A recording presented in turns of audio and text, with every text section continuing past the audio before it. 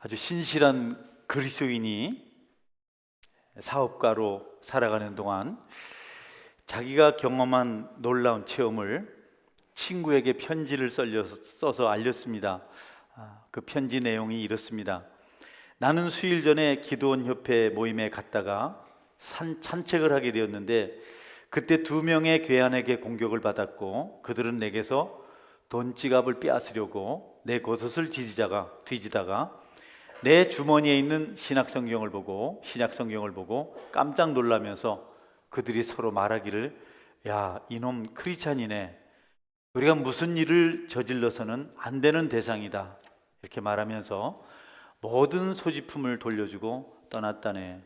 나는 그때 주님을 믿은 것에 대해서 얼마나 감사했는지 이렇게 편지를 쓰고 마지막 편지 끝부분에 시편 34편 7절을 적었습니다. 한번 볼까요? 여호와의 천사가 주를 경외하는 자를 둘러 진치고 그들을 건지시는도다. 아멘. 같이 한번 읽어볼까요? 여호와의 천사가 주를 경외하는 자를 둘러 진치고 그들을 건지시는도다. 아멘. 제자들은 예수님을 따라서 3년을 함께 먹고 자면서 지냈습니다. 항상 예수님과 더불어서 어디를 가든지 같이 다니고 그리고 은혜를 많이 받았습니다. 그런데 예수님께서 잡혀서 끌려간 순간 모두 도망을 치고 말았습니다. 믿음을 과시하고 자랑하고 장담하던 베드로조차 주님을 버리고 도망을 쳤습니다. 여러분, 베드로가 했던 장담 중에는 내가 주님이 죽으시는 데까지 함께 가겠습니다, 다른 사람들이 다 예수님을 버리고 떠날지라도 나는 그렇게 하지 않겠습니다 라고 이렇게 했는데, 여러분, 그런 베드로까지도 주님을 부인하고 부자격자 이런 말을 하면서 이전에 고기 잡던 곳으로 떠납니다. 원래는 예수님께서 사람 낚는 어부로 부르셨는데 베드로가 그렇게 한번 실패를 하고 실수를 하고 본인을 용납할 수 없어서 다시 옛날 고기 잡는 어부로 돌아갑니다. 이전에 본업으로 간 거죠. 베드로는 오랫동안 신앙생활을 하고 예수님을 따라다녔지만 부활신앙, 예수님이 다시 살아난다는 신앙, 그 믿음을 신뢰하지 못했습니다. 그래서 그리스도를 떠나서 세상으로 간 겁니다. 어려움이 찾아오니까 끝까지 믿음을 지키지 못하고 부활에 대한 확신이 없으니까 예수님을 버리고 세상으로 되돌아간 겁니다. 그러나 여러분, 예수님을 떠나서 좀 행복하게 편하게 살고 싶은 마음을 가지고 갔는데 베드로는 행복하지 못했습니다. 물고기를 잡아보고 이것저것 다 잊고 편안하게 부담 없이 살고 싶어 했지만 오히려 더 큰 실패감, 좌절감, 자괴감만 경험을 합니다.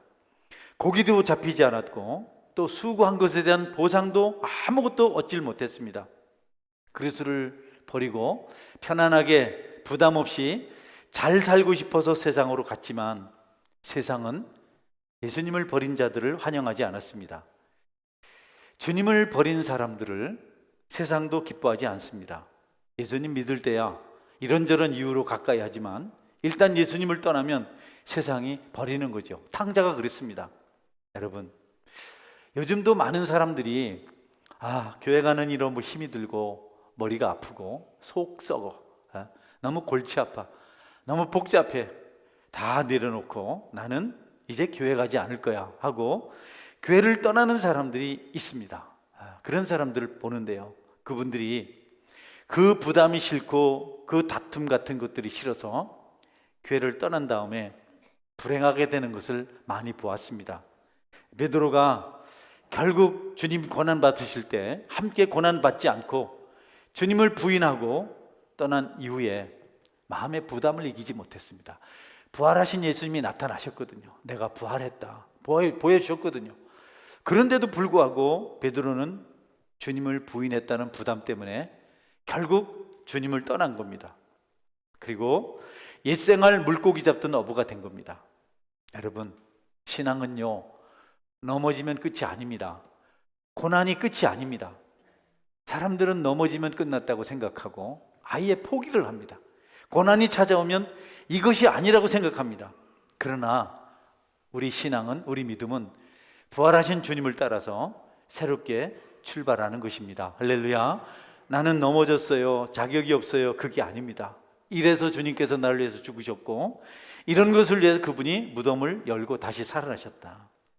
많은 믿음은 고난과 실패와 좌절을 넘어서 부활의 소망으로 나가는 것입니다. 할렐루야.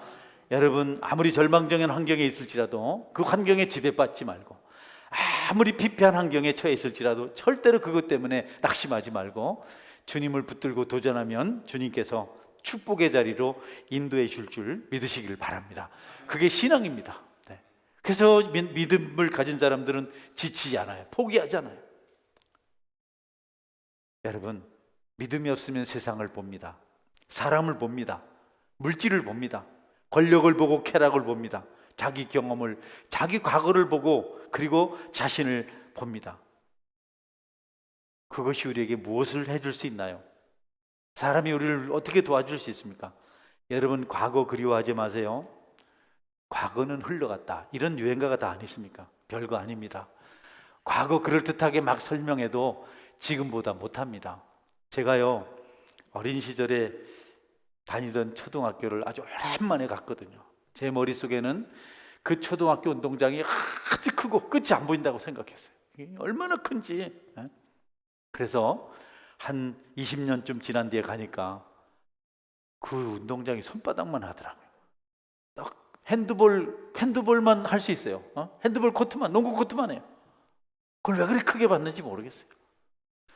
그래서 저희 학교는, 제가 다닌 초등학교는 핸드볼 골대밖에 없었습니다. 이쪽에서 저쪽까지. 그거를 내가 얼마나 크다고 생각했는지. 우리의 과거가 그렇습니다.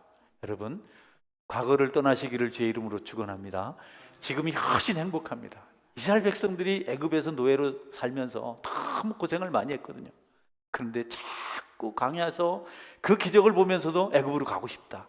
애굽에 가면 뭐 고기가 있고 부추가 있고 양념이 있고 좋은 것이 많은데 애굽으로 가자, 애굽으로 가자, 계속 불평하며 그랬습니다. 네, 여러분, 과거에 어떤 것들, 좋은 것든 나쁜 것든 깨끗이 털어버리고 주님 붙들고 부활의 소망을 가지고 미래를 살아가시기를 주의 이름으로 축원합니다. 우리에게 미래가 있습니다. 하늘나라가 있습니다. 제자들은 호숫가를 찾으신 예수님을 알아보지 못했습니다. 삶에 지쳐 있었고 어부의 생활에 집중하고 있었기 때문에 그들은 영적인 눈이 멀어버렸어요. 세상을 추구하면서 하루하루 너무 고달프게 몸부림쳐 살았기 때문에 그들의 눈에는 현실만 보였지 주님을 볼 수 있는 안목이 없었습니다. 많은 사람들이 삶이 너무 어려운 것 때문에 혹은 세상이 너무 재미있어서 예수님이 계신 것을 모르고 살아요. 시리에 빠져서 예루살렘을 떠나 엠마오로 가던 제자들도 그랬거든요. 예수님이 옆에 계신데 몰라요. 주님인지 알지 못했어요. 3년 동안 주님과 더불어 살면서 공들였던 신앙이 세상을 향한 관심 때문에 한순간에 허망한 것이 되어버리고 말았어요. 여러분은 신앙을 지키시기를 주의 이름으로 축원합니다. 신앙을 지켜야 됩니다. 여러분, 갈릴리오스로 돌아간 제자들 어땠을까요? 잘 살았을까요? 밤낮 그물을 내리고 수고했지만 여러분, 실패만 반복했습니다. 아무리 그물을 던져도 고기 한 마리 잡히지 않았어요.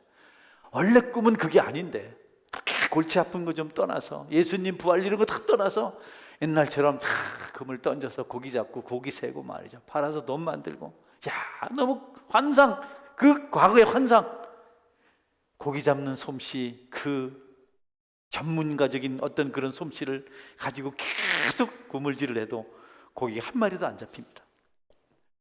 제자들의 고기 잡는 실력이 녹슨 것이 아닙니다. 갈릴리 호수에 고기가 없는 것도 아닙니다. 이상하게 아무것도 되질 않아요. 그때 주님께서 그들을 방문하셨는데요. 한번 볼까요? 요한복음 20장 3절 5절. 시몬 베드로가 나는 물고기를 잡으러 가노라 하니 그들이 우리도 함께 가겠다 하고 나가서 배에 올랐으나 그날 밤에 아무것도 잡지 못하였더니 날이 새어갈 때 예수께서 바닷가에 서셨으나 제자들이 예수이신 줄을 알지 못하는지라. 예수께서 이르시되 얘들아 너희에게 고기가 있느냐 대답하되 없나이다. 네, 여러분 예수님을 몰라봐요. 예수님 없다고 생각해요. 근심만 보이고 그물만 보이고 자기들 생각만 마음에 가득 차 있고 조금이라도 주님을 바라봤다면 좋을 텐데 그렇지 못했어요. 그래서 그들에게는 형통의 복이 없었습니다. 축복이 없었습니다. 사람들은, 학자들은 그렇게 고기가 잡히지 않은 것이 그들을 사랑하시는 우리 주님의 배려라 이렇게 말합니다. 여러분, 실패는 때때로 우리를 주님께로 돌아오게 만듭니다. 여러분이 어렵고 힘든 환경에 처해 있는 것을 비관만 하지 말고 하나님께서 나를 부르시는구나 생각하고 여러분의 힘든 환경이 예수님을 만나는 거룩한 열심으로 성화되시기를 주의 이름으로 축원합니다. 할렐루야. 저 간절히 주님을 붙들어야 돼요. 이전에는 설렁설렁 살아도 됐는데 신앙의 연륜이 깊어지니까 어려움이 많아지고 그래서 주님 아니면 살 수 없는 존재가 되는 겁니다. 더 간절히 기도하게 되는 겁니다. 실패와 좌절을 경험하고 아픔을 경험하고 하나님께로 돌아올 때 우리는 진정한 축복을, 참 자유를 경험할 수가 있습니다. 탕자가 그랬고 제자들이 그렇게 했습니다. 주님은 우리를 돌아오시게 하시려고 우리에게 어려움을 주시는데 우리는 그것도 모르고 어려움을 비관해서 더 큰 곤란한 길을 선택해서 걸어갑니다. 여러분, 주님은 제자들을 깨닫고 돌아오게 하시려고 갈릴리 호수를 찾으셨는데요, 제자들이 원하는 것을 가지고 하셨습니다. 먼저는 많은 물고기를 잡히게 하셨습니다. 요한복음 21장 6절 볼까요? 이르시되 그물을 배 오른편에 던지라 그리하면 잡으리라 하시니 이에 던졌더니 물고기가 많아 그물을 들 수 없더라. 네, 주님 버리고 간 그 사람들을 찾아가셔서 그들이 그렇게 하고 싶었던 그것, 고기 많이 잡는 것을 잡게 해주셨어요. 할렐루야. 너무 좀 신비하지 않아요? 원래 그러면 안 되잖아요. 버리고 떠났는데 잡은 고기를 세어보니까 153마리였다.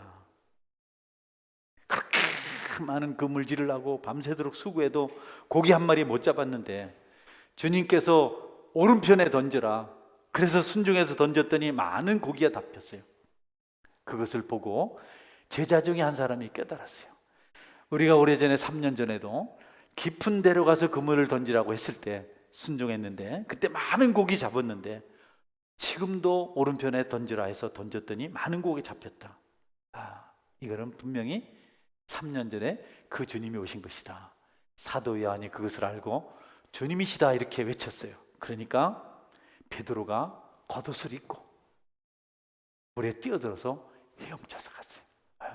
배보다 빨리 갈 수 있는 방법입니다. 어부들은 우통을 벗고 고기를 잡거든요. 그런데 예수님이라고 하니까 베드로가 겸손히 옷을 차려입고 수영을 해서 갔습니다. 여러분도 함부로 옷 벗지 않길 바랍니다. 항상 단정하게. 베드로가 참 예의가 바릅니다. 그래서 우리 우가포 해녀들도 옷 벗고 바다에 들어가잖아. 입고 들어가죠. 여러분께서 주님께서 오셨다 하니까 베드로가 다 잊어버리고 달려갔습니다. 주님은 그들에게 선물을 가지고 오셨습니다. 두 번째 선물인데요, 밤새 추위에 떨었던 애썼던 지쳐있는 제자들을 위해서 숯불을 피우고 그리고 구운 떡과 방금 잡은 고기를 구워서 그들에게 먹게 하셨습니다. 해변의 아침 식사는 예수님께서 자신을 버리고 배신하고 떠난 제자들을 사랑하고 그들을 회복시키려는 그런 주제를 가지고 함께 나누게 된 것입니다. 주님은요, 우리를 사랑하실 때, 우리를 회복시킬 때 책망이나 정죄하지 않아요. 공포를 조장하지 않습니다. 우리 잘못을 드러내서 그것을 괴롭히지 않아요. 계속 잘못했다고 말하면 사람은 병이 걸려요. 우울증이 와요. 여러분들도 다른 사람 죄를 자꾸 지적하지 않길 바랍니다. 할렐루야. 자꾸 말해보세요. 뭐 잘못한 거면 자꾸 얘기해보세요. 사람이 겁이 나요. 저도요, 전화를 해보면 막 이상하게 받는 사람은 전화할 때 손이 떨립니다. 제발 그러지 말아주세요. 목사님이세요, 바쁘신데 전화해서 감사합니다 이래야지. 왜요? 뭐 때문에요? 또 그 소리십니까? 전화 끊겠습니다. 저는 다음에 전화를 못합니다. 주님은요, 제자들에게 한 번도 부담을 안 줍니다. 그냥 가셔서 숲 피워놓고 떡 구워놓고 생선 구워놓고 제자들에게 먹게 하세요. 예, 제자들의 마음이 주님 앞에서 열리기 시작합니다. 실패한 제자들에게 고기도 잡게 해주시고 모든 필요를 공급해 주십니다. 주님의 비즈니스입니다. 여러분들 이렇게 사업하면 성공할지 믿으시기 바랍니다. 어떻게 하면 쏘고 먹을까 이래 하면 그 사람도 안 쏘으려고 딱 합니다. 여러분이 넉넉하게 베풀면 여러분의 비즈니스는 성공하는 겁니다. 주님 그렇게 하셨어요. 여러분이 대접을 받고 싶으면 먼저 대접하시면 됩니다. 할렐루야. 우리 주님이 제자들을 돌아오게 하시라고 하신 방법은 잘못을 해가지고 올가매가지고 한 번만 더 그러면 끝장인 줄 알아라 이렇게 한 게 아니고 그들이 원하는 걸 다 해줬어요. 예. 한 젊은 부인이 심한 병세로 죽어가고 있었습니다. 그녀는 고통 가운데 있으면서 이웃 사람을 찾아가서 그 신실한 성도에게 약속을 했습니다. 당신은 믿음이 좋고 정말 신실하니 내가 당신 앞에서 서약합니다. 만약 하나님께서 내 생명을 한 번만 더 연장해 주신다면 새 사람이 되어서 주님을 위해 살겠습니다. 네, 그런데요, 그 믿음 좋은 이웃이 그 말을 듣고 기도하고 그렇게 그 병든 사람도 신실하게 살았어요. 놀랍게도 병세가 호전되었고 마침내 건강하게 되었습니다. 그녀는 건강하게 된 이후에 얼마 동안 사약을 지켰어요. 나쁜 짓 하지 않고 교회를 다니면서 믿음을 지키며 살았습니다. 그런데 시간이 자꾸 지나니까 자꾸 세상으로 또 옛생활로 돌아간 겁니다. 자꾸 조금씩 그러다가 마침내 이전처럼 범죄하며 살았습니다. 옛생활을 즐기게 되었습니다. 여러분, 그러던 어느 날 친구하고 말을 타고 달리다가 낙상해서 목이 부러져 죽었습니다. 1년 전에 서약을 들었던 그 친구는 마음이 아팠어요. 그리고 사람들에게 이 사실을 알렸습니다. 그때 약속했는데 참 너무 안타깝다. 그러면서 한 줄을 더 덧붙여 말했습니다. 그 부인은 목이 곧았어요. 그러기에 자비 없는 심판을 자초한 것이랍니다. 예. 그녀의 그 불행한 죽음은 불신앙이 초래한 것이었어요. 여러분, 신앙을 끝까지 지키시기를 주의 이름으로 축원합니다. 떠나지 마세요. 어떤 이유가 있어도 베드로와 요한, 야고보, 안드레 이렇게 7명이 고기를 잡으러 갔는데요. 그들이 신앙이 해해지니까 옛날 생각이 난 겁니다. 잘 들으세요. 여러분의 믿음이 약해지면 옛날 생각이 나는데 거의 생각나는 옛날 생각은 죄 짓는 겁니다. 거의 그렇습니다. 네. 여러분 영적으로 깨어있지 못하면 예배는 지루하고 믿음 생활은 무료하고 옛날이 그리워지는 겁니다. 술이 그리워지고 쾌락이 그리워지고 여러분 방황하던 그때가 그리워지는 겁니다.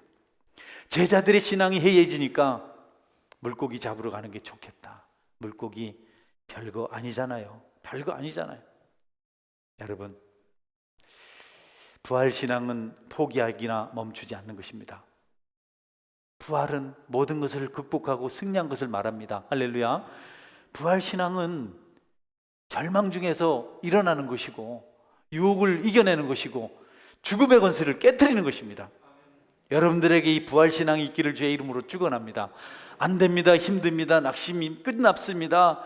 절대로 그런 부정성적인 생각하지 마세요. 나에게는 이제 소망이 없습니다. 여러분, 일어나서 주님을 붙들면 다시 승리의 노래를 부를 수가 있습니다. 믿음으로 살아가게 하시는 하나님을 의지하십시오. 신앙은 한번 잘하는 게 아닙니다. 큰일 한번 벌리는 게 아닙니다. 어떤 분이 저한테 그랬어요. 목사님, 제가 사업에 성공하면 목사님 가방에 제가 돈을 1억 이상 담아가지고 따라다니면서 도와드리겠습니다. 예, 그분 교회도 안 나오세요. 신앙은 그런 게 아닙니다. 뭘 잘해가지고 지금 여기서 최선을 다하는 것이 믿음이 가장 좋은 것입니다. 할렐루야. 다음에 잘하겠습니다. 좀 더 돈을 벌거든, 좀 더 내가 뭔가 좀 있으면 그때 하겠습니다. 주님은요 그런 거 원하지 않으세요. 지금 있는 모습 그대로 우리가 충성하길 원하십니다. 이만큼 했으니까 이제 그만하자, 그것도 안 되는 겁니다. 우리 주님은요 우리가 끝까지 가길 원하세요. 계속해서 하길 원하세요. 그래서 매일매일의 기도가 필요합니다. 호흡을 매일 하시잖아요. 순간순간 밥을 매일 먹지요. 오늘 점심을 그냥 그냥 막 1톤 먹으면 1년을 살까요? 아닙니다. 신앙도 똑같습니다. 매일매일 주님하고 더불어 살아요. 매일매일 주님과 살아요. 그리고 포기하지 않고 그 길을 가는 겁니다. 무슨 일을 하다가 멈추지 마세요. 여러분의 예배의 삶이 부활신앙을 따라 계속 진행되길 바랍니다. 할렐루야.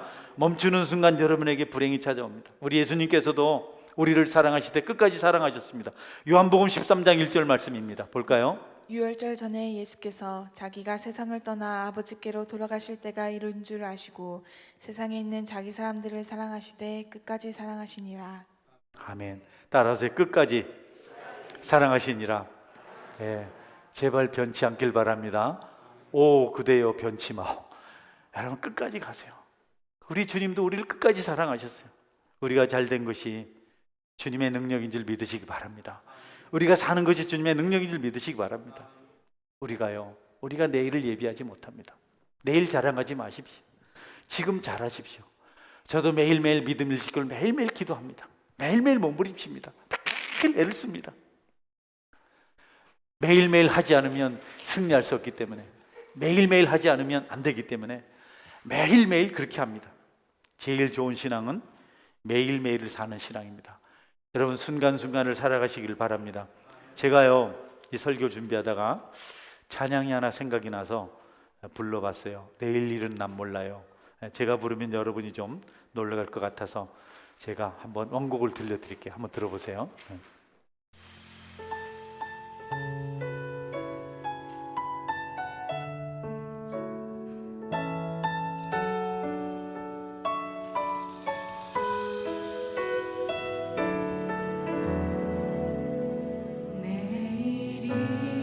내일은 난 몰라요.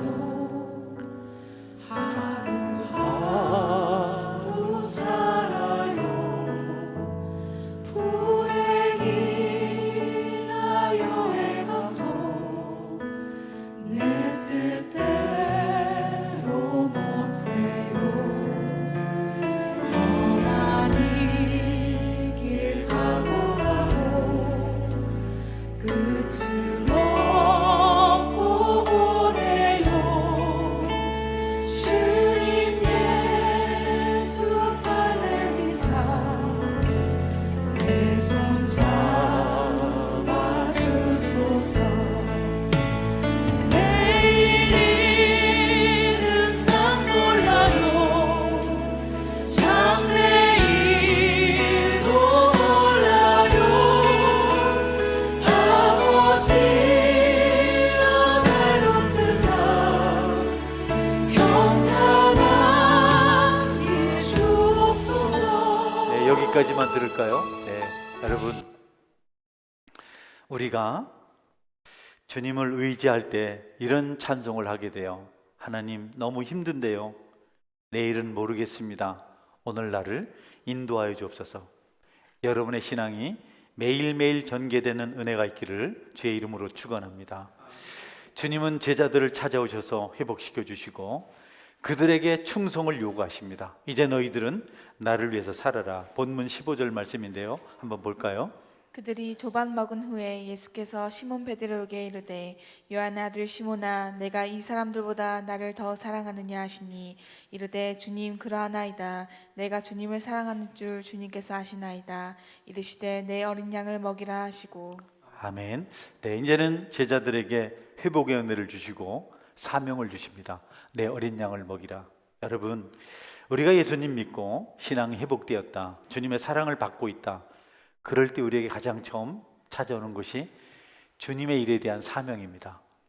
우리가 뭐 교회만 와서 예배를 드리고 늘 어린아이처럼 이렇게 응석을 부리고 대접을 받는 것은 주님의 사랑을 제대로 모르는 겁니다. 정말 주님의 사랑을 경험하면 주님을 기쁘시게 하는 어떤 일에 우리가 헌신하게 되는 겁니다. 부엌에서 일도 하게 되고 전도도 하게 되고 찬양도 하게 되고 무언가를 하고 싶은 열정이 생기는 겁니다. 주님은 그렇게 그들의 것을 요구하셨습니다. 우리 주님께서 이제 다시 그들을 부르시는데 오늘 중요한 것 하나는 왜 예수님은 베드로라 하지 않고 시몬이라고 불렀을까? 원래 베드로의 이름은 시몬이었고요. 그 다음에 예수님께서 베드로를 만났을 때 그 이름을 바꿨어요. 내 이름은 이제부터 시몬이 아니고 베드로다, 게바다, 반석이다 이렇게 바꿨어요.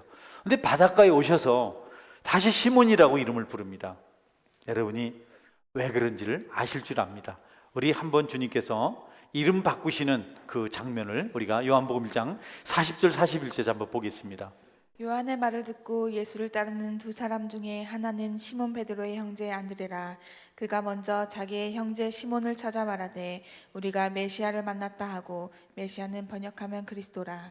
데리고 예수께로 오니 예수께서 보시고 이르시되 내가 요한 아들 시몬이니 장차 게바라 하리라 하시니라. 게바는 번역하면 베드로라. 네, 원래 시몬이었는데 예수님께서 이름을 베드로라고, 게바라고, 반석이라고 바꿔주셨어요. 언제 바꾸셨냐면 베드로가 주는 그리스도시요 살아계신 하나님이십니다라고 신앙 고백을 했을 때, 그때 이제부터는 시몬이라 하지 말고 내 이름을 베드로라 하라, 반석이라 하라, 게바라 하라 이렇게 말씀하셨습니다. 3년 전에 바꿔주신 이름을 다시 예수님께서 부르셨어요. 시몬아, 네가 나를 사랑하느냐? 시몬아, 나를 사랑하느냐? 그것은 지금 베드로의 현이치를 말씀해 주시기 위함입니다. 물고기를 잡게 하시고 또 떡과 고기를 주시고, 그리고 이번에는 베드로에게 그 이름을 시몬이라 부르므로 너는 지금 나를 떠나서 방황하는 자리에 있다, 옛날 시몬으로 돌아갔다, 이렇게 말씀을 하시는 겁니다. 무슨 뜻입니까, 여러분? 주님은 우리가 지금 주님 앞에서 살고 있는지 아니면 과거에 빠져 살고 있는지를 알기를 원하십니다. 여러분은 어떻습니까? 주님 안에서 살고 계십니까? 아니면 주님을 떠나서 다른 삶을 살고 계십니까? 우리 주님이요, 계속 그것을 알게 하시려고 질문도 하시고 여러 가지 일을 하십니다. 숯불을 왜 피우셨을까요? 왜 주님은 거기서 베드로에게 3번 네가 나를 사랑하느냐, 내가 사랑하느냐, 내가 사랑 3번 부르셨을까요? 베드로가 베드로의 잘못을 알도록 하기 위함입니다. 이전에 그는 모닥불 앞에서 예수님을 모른다고 3번을 부인했습니다. 주님은 그 모닥불을 갈릴리 해변 그곳에 피워놓으시고 베드로에게 3번을 질문합니다. 베드로가 예수님을 모른다고 3번 부인했거든요. 나는 예수님을 모른다, 나는 모른다, 나는 모른다 3번 부인했어요. 그것이 바로 제사장 가야바의 뜰 모닥불 앞에 섰습니다. 불을 피워놓으시고 그리고 3번을 질문하시면서 이름을 또 시몬이라 부르시면서 베드로가 지금 얼마나 잘못하고 있는지를 깨닫게 하신 겁니다. 주님은요, 우리에게 대강 말씀하시지 않습니다. 분명히 알게 하십니다. 여러분은 여러분에게 일어나는 사건들, 여러분 주변에 나타나는 현상들을 보면서 여러분이 제대로 살고 있는지 아니면 주님 앞에 책망받을 일을 하고 있는지 확신하는 그런 은혜가 있기를 바랍니다. 알게 하세요. 알게. 그 잘못됐다 말씀으로 알게 하시고 양심의 찔림을 주시고, 그것으로 끝나면 안 됩니다. 돌이켜서 충성해야 됩니다. 베드로는 예수님을 부인하고 양심의 찔림이 되어서 견디지 못하고 세상으로 갔어요. 잘한 거 아닙니다. 주님이 다시 찾아가셔서 시몬이라 부르시고 또 모닥불을 피워주시고 또 3번 질문하심으로 베드로가 얼마나 잘못하고 있는지, 그것이 얼마나 잘못됐는지를 깨닫도록 하신 겁니다. 우리 요한복음 18장 18절 볼까요? 그때가 추운 고로 종과 아랫사람들이 불을 피우고 서서 쬐니 베드로도 함께 서서 쬐더라. 육지에 올라보니 숯불이 있는데 그 위에 생선이 놓였고 떡도 있더라. 할렐루야. 알게 하시는 하나님이세요. 여러분이 이런저런 사건을 경험하고 마음의 아픔이 올 때 여러분의 근본적인 문제를 발견하시는 은혜가 있기를 제 이름으로 축원합니다. 현상적인 문제 때문에 너무 여러분 당황하고 펄펄 뛰지 마세요. 여러분이 묵상해 보면 왜 하나님께서 이런 사실을 알게 하셨을까? 왜 나를 시몬이라 부르실까? 왜 나를 숯불 앞에 세우셨을까? 왜 나에게 3번이나 질문하셨을까? 베드로는 너무 확실하거든. 그때 기일 때문에 내가 주님을 떠나서 물고기를 잡고 있으니까 그러지 말고 오라고 초청하시는구나. 주님은요, 완곡하시고 부드러우세요. 우리 같지 않으세요. 베드로가 깨달을 때까지 기다리십니다.